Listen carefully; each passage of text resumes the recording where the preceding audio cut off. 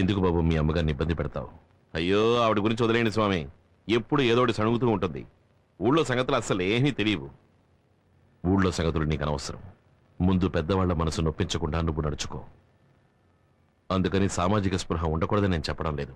ప్రతివాడికి సామాజిక స్పృహ ఉండాలి. గాంధీజీ హింసకు పాల్పడ్డారా? కత్తి చేత పట్టారా? ఎవరి మనసుని నొప్పించకుండా ఆయన దేశభక్తిని ప్రదర్శించారుగా. అందుకే ఒక సామాన్యుడు మహాత్ముడై ఈనాటికి జీవిస్తున్నాడు. సమాజం పట్ల నీకున్న శ్రద్ధని ఈ విధంగా చూపించు. సైన్యం శత్రువులతో పోరాడితే దాని పేరు యుద్ధం. ఒక పోలీస్ నేరస్తుడితో గొడవ పడితే దాని పేరు కర్తవ్యం. ఇప్పుడు నువ్వు గొడవ పడుతున్నావే, దాని పేరేమిటి? యుద్ధమా? కర్తవ్యమా? నేను చెప్తాను. రౌడీయిజం. బతికుండగా మనం చేసిన తప్పులకి చనిపోయిన తర్వాత మన ఆత్మ బాధపడకూడదు. నువ్వు చెప్పేది నాకు వినపడుతుంది, నేను చెప్పేది నీకు వినపడుతుంది. మన ఆలోచన కూడా ఆ దేవుడికి తెలుస్తుంది. ఒక మంచి మనిషికి చెడు ఆలోచనలు ఉండకూడదు. స్వామి, మనకి ఆలోచన ఒకటే, మాట ఒకటే. ఇంతవరకు మీరు మాట్లాడారు, ఇప్పుడు నేను మాట్లాడచ్చా? రావణాసురుడిని అంతం చేశాడే శ్రీరాముడు, ఆయన ఏమన్నా పోలీసా? కంసుడిని మట్టు పెట్టాడే మన శ్రీకృష్ణుడు, ఆయన ఏమన్నా సైనికుడా? చెప్పండి స్వామి. కాదు. మరి వాళ్ళు చేసిందేమిటి? రౌడీయిజమా? అది అసుర సంహారం. అప్పుడు నేను చేసింది అంతే. అందుకని నేను దేవుణ్ణి కాదు, స్వాములని కాదు. స్వామి, మీరు జ్ఞానులు, ఆధ్యాత్మిక చింతన ఉన్నవారు. మీ లక్ష్యం ప్రశాంతంగా జీవించడం. కానీ నేను ఒక సగటు మనిషిని. జీవించడమే నా లక్ష్యం. ఈ కలికాలంలో జీవితమే ఒక పోరాటం. నేను పోరాడి తీరాలి. గుడికొచ్చే వాళ్ళలో 190% మంచివాళ్ళు. వాళ్లతోటే మీ జీవితం. కానీ సమాజంలో 190 మంది హంతకులు, దొంగలు, దగాకోర్లు, దోపిడీదారులు, పోకిరీలు, పోరంబోకులు. వాళ్లతోటే నా జీవితం. నేనెలా ప్రశాంతంగా ఉండగలను? మీరు చెప్పినట్టు ఈ కాలంలో ప్రశాంతంగా ఉండాలంటే ఉండొచ్చు. కానీ ఎలా? ఇంట్లోకి జొరబడి చెల్లెలు చేపట్టుకుని లాగుతారు, చూస్తూ ఊరుకోవాలి. ఫ్రెండ్ని నడి రోడ్లో రౌడీలు కొడతారు, నరుకుతారు, చూస్తూ ఊరుకోవాలి. అయిన వాళ్ళు ఆస్తంతా దోచుకుపోతారు, అవన్నీ సహిస్తూ చూస్తూ ఊరుకోవాలి. నేను చెప్పినవన్నీ వదులుకుంటేనే ప్రశాంతత కలుగుతుంది అంటే ఆ ప్రశాంతత నాకు అనవసరం. అనుభవించిన వాడు చేసే ఉపదేశానికి, అనుభవించని వాడు చేసే ఉపదేశానికి చాలా తేడా ఉంది. సరే, మీరు దేవుణ్ణి నమ్ముతారుగా? దేవుడి ఆశీస్సులు, కృపా కటాక్ష వీక్షణాలు మీకున్నాయిగా. అంతెందుకు, మీకు శక్తి ఉందని ప్రజలు నమ్ముతున్నారు కదా. అది నిజమే అయితే 3 మాసాలు 90 రోజులు నా స్థానంలో మీరుండండి, మీ స్థానంలో నేనుంటాను. మీ స్థానంలో నేనుండడం గొప్ప విషయం కాదు. 3 మాసాలు అక్కడ నుండి వచ్చిన తర్వాత మీరు ఏమైనా చెప్పండి. సహనంతో ఉండమంటే సహనంగా ఉంటాను. తిట్టద్దు అంటే తిట్టను, కొట్టద్దు అంటే కొట్టను, నించోమంటే నించుంటాను, కూర్చోమంటే కూర్చుంటాను. అంతెందుకు, చచ్చిపోమంటే చచ్చిపోతాను. ఇది మీ మీదొట్టు.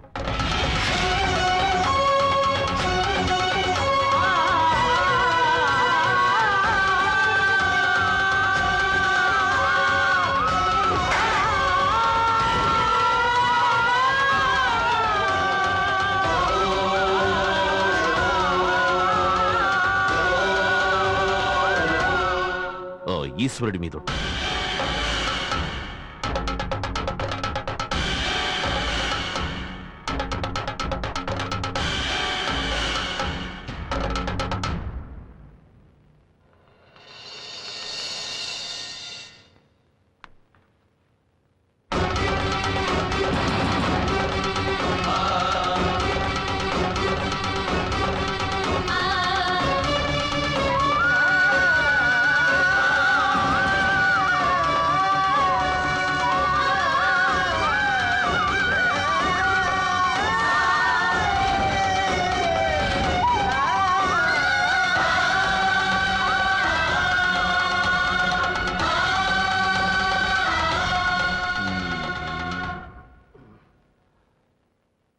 వెళ్ళి బయట ఉన్న మీ అమ్మగారిని పిలుచుకురండి.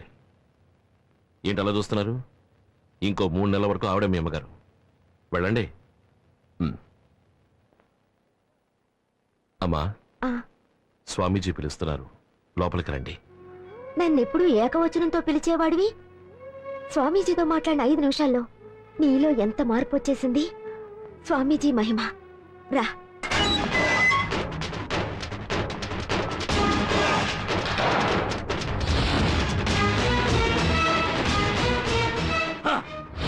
నేను రిలీజ్ అయింది రిలాక్స్ కోసం కాదురా, రివెంజ్ కోసం.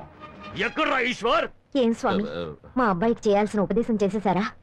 అన్నీ ఉపదేశించాను, ధైర్యంగా తీసుకువెళ్ళండి. వెళ్ళరా, పెళ్లి వారి పాదాలకు నమస్కరించి ఆశీస్సులు అందుకో. ఏంటి రాజా, ఆదిలోనే హంసపాద? ఇప్పటికే ఏం మించిపోలేదు, బాగా ఆలోచించి నిర్ణయించుకో. ఉమ్.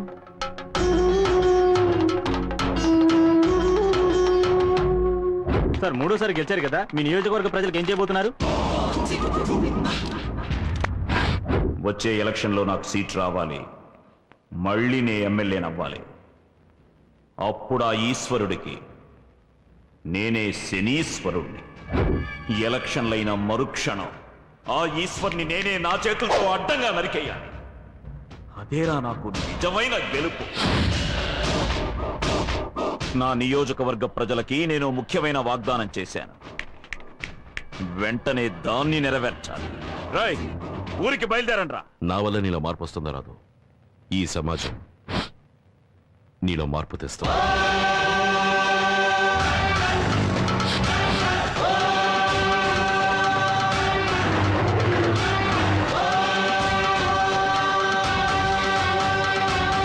రై, త్వరగా పోనీ.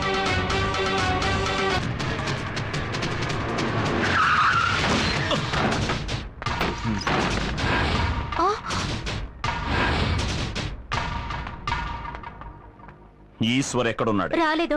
నీ మొగుడేడే? ఎన్నికలు అవగానే వెళ్ళిపోయారు. ఎక్కడికి వెళ్ళారో ఏమయ్యారో నాకు తెలీదు. ఎక్కడున్నాడు ఈశ్వర్? టమాటా ఎంతమ్మా? 30 రూపాయలమ్మా. అరటికాయలు ఇవ్వండి. 25 రూపాయలే కదా. అంతేమ్మా, దొరకడం లేదు. చూసి కాస్త మంచికాయలు ఇవ్వండి. ఏమయ్యా ఈశ్వర్, నువ్వు ఏనాడు ఈ మార్కెట్లో అడుగు పెట్టిన వాడివి, కొత్తగా అరటికాయలు కొనడానికి వచ్చావు? నమ్మలేకపోతున్నానయ్యా. నీ బోర్డు నమ్మకాన్ని తీసి పక్కన పెట్టు. ఇప్పుడే మా అబ్బాయి మారి నా మాట వింటున్నాడు. నువ్వు వాడిని బాగుపడినిచ్చేలా లేవే. కాసిన పచ్చిమిరపకాయలు ఇవ్వు.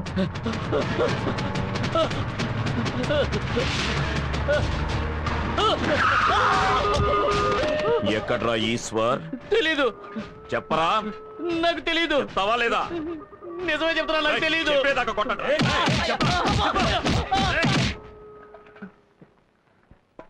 వెళదాం పద. రేయ్, వెళ్ళండ్రా. వెళ్ళి లోపల ఉన్న వాళ్ళని ఈడ్చుకురండి. పోరా. ఎక్కడున్నాడు? నువ్వు నాతో పాటు ఇక్కడికి రావడం చాలా సంతోషంగా ఉందిరా.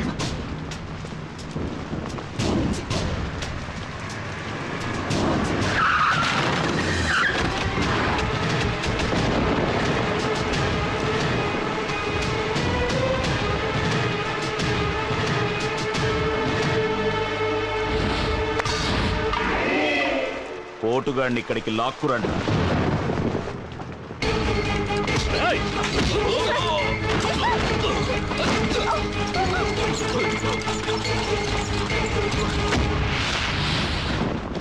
రాయ్, మాట నిలబెట్టుకోవడానికి వచ్చాను. ఇప్పుడు ఏం చేస్తావో చూస్తాను. రై, వీణ్ణి చంపి పాతేయండి.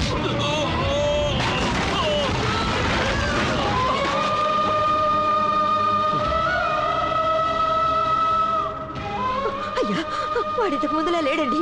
వాడు మారాడండి. వాడిని వదిలేయండి, వాడిని వదిలేయండి బాబు, వాడిని వదిలేసేయండి.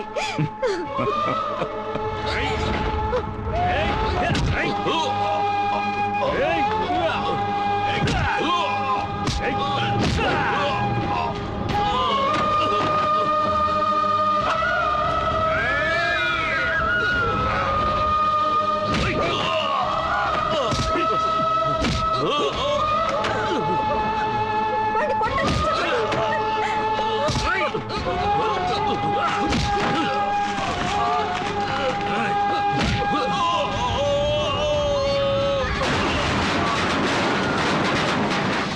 చూడండి అయ్యా, నా కొడుకు తన్నులు తినేవాడా? వాడు వాళ్ళ చేతుల్లో ఎలా తన్నులు తింటున్నాడో చూడండి. ఇప్పటికైనా నమ్మండి, వాడు మారాడండి, వాడు మారిపోయాడండి. వాడిని వదిలేయండి, వాడిని వదిలేసేయండి, చెప్పండి.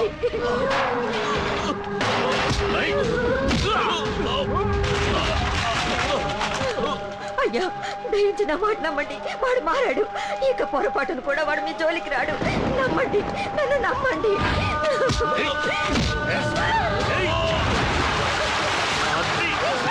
అయ్యో మీకు చేతులు ఎత్తి దండం పెడతాను, వాడు వదిలేయండి. వదిలేయమని చెప్పండి అయ్యా.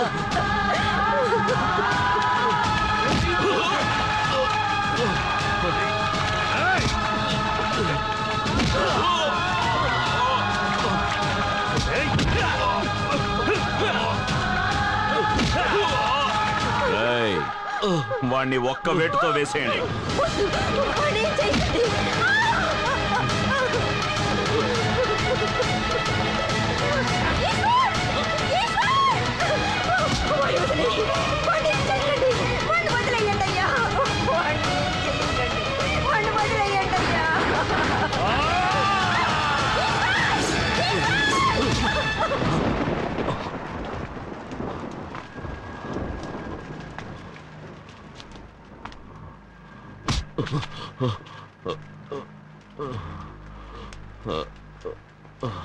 ఇంతకు మించి వీణ్ణి కొడితే చచ్చిన పామును కొట్టినట్టే, మనకే అసహ్యం.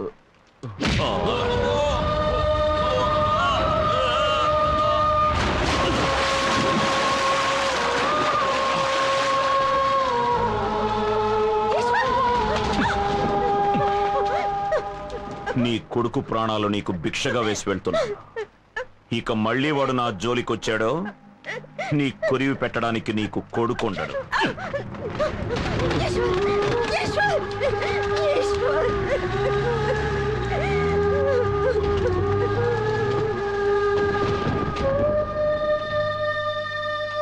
ఏం దిగులు పడకండి, త్వరలోనే కోలుకుంటాం. ఓకే? అలాగే డాక్టర్.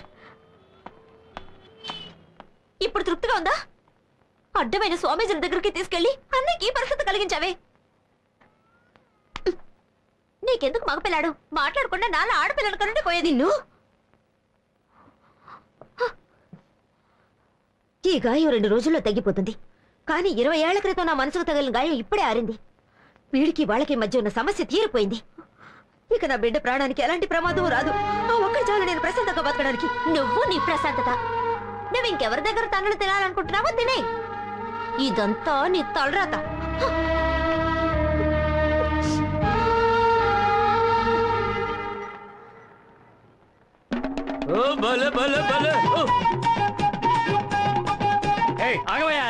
స్వామి స్వామి మా ఈశ్వర స్వామి లోనున్నాడండి.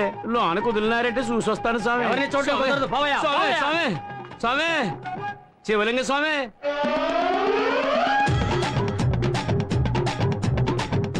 స్వామి లోన కుదరటం లేదు స్వామి. ఇంకెన్నాళ్ళని మాతోనే మాయాసంలోనే ఉంటారు స్వామి. కొంచెం ఓపిక పట్టి స్వామి. నాకు సపోర్ట్ గా ఉన్న వాడిని సపోటా పండు పిండినట్టు పిండి పడేశారు.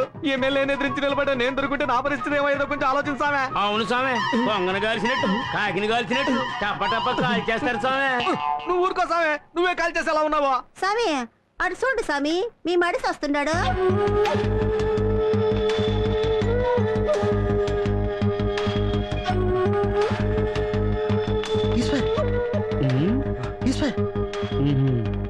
ఈశ్వర్ బయలుదేరు. వాళ్ళని ఊరికే వదలకూడదు. చేసిన దానికి ప్రతీకారం తీర్చుకోవాలి. దెబ్బ తీస్తేనే మన శక్తి ఏంటో తెలుస్తుంది. పద వెళ్దాం. దెబ్బకి దెబ్బ సమాధానం కాదు. టీచర్ కొట్టారని తిరిగి కొడితే చదువు పోతుంది. రౌడీ కొట్టాడని తిరిగి కొడితే మనశ్శాంతి పోతుంది. మనిషికి ఆస్తిపాస్తుల కంటే మనశ్శాంతే ముఖ్యం. నాకు అమ్మా చెల్లెలు ఉన్నారు, అదేవిధంగా మీకు ఓ కుటుంబం ఉంది. ముందు వాళ్ళ సంగతి చూడండి.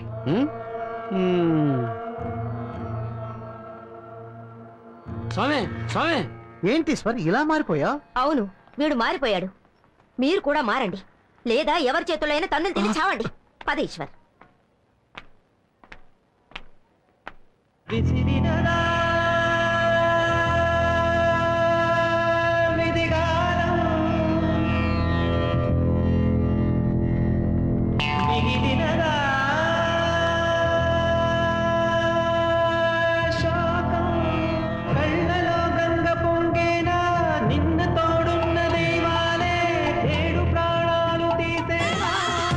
స్వామి దిగులు పడకండి స్వామి, మా అమ్మాయిని ఇచ్చి నీకు పెళ్లి చేస్తాను, జీవితాంతం మాతోనే ఉండిపోండి స్వామి. అమ్మాయా? అవును స్వామి. ఎక్కడుంది స్వామి? ఇదిగో ఇక్కడే ఉంది స్వామి. ఇదే స్వామి మా అమ్మాయి. ఏరా, గుమ్మడికాయకి లంగా ఓడి వేసినట్టుంది. ఇది అమ్మాయి అట్రా? ఒకడకండి స్వామి సిగ్గేస్తుంది. పదండి స్వామి. పదండి పదండి. అయ్యో, మార్కెట్లో జరిగింది విని చాలా కంగారు పడ్డాను. వెంటనే నేను అమ్మవారి గుడికి వెళ్ళి నీ పేరున అర్చన చేయించాను. అన్నీ సర్దుకుంటాయి. ఆ, ఎందుకలా దూరంగా జరుగుతారు? విభూతి పెట్టడానికేగా వచ్చాను. ముద్దు పెట్టడానికి వచ్చానా? ముద్దు పెట్టడానిక? అమ్మా భోనా, ఏమిటి బాబు? ఆ విభూతి తీసుకుని నాకు పొయ్యండి. వాళ్ళు పుయ్యొచ్చు కానీ నేను పుయ్యకూడదా? ఈవిడ మా అమ్మ, పుయ్యొచ్చు. తను నా చెల్లెలు, పుయ్యొచ్చు. మీరు పూస్తే తప్పు కాదా? ఎరా, ఇందులో తప్పే ఉంది. కాబోయే భార్య కాకపోతే ఇంకెవరు పూస్తారు?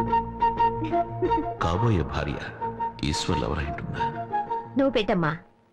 ఆగండి, ఈ ప్రేమ పెళ్లి అంతా 3 నెలల తర్వాతే.